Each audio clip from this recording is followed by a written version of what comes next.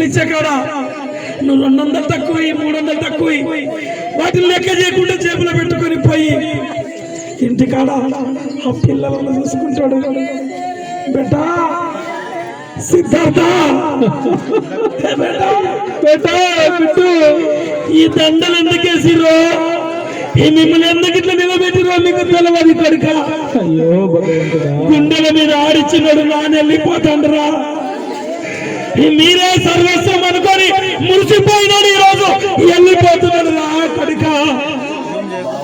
నేను వెళ్ళిపోతున్నా బావా సుధాకర్ బావా, నా కొడుకులను మీ చేతిలో పెడుతున్నా.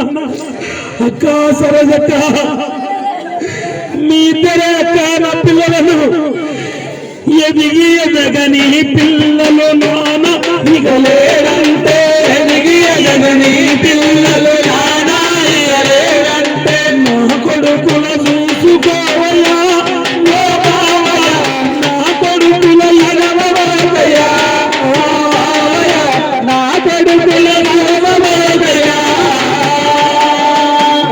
ఎదగని పిల్ల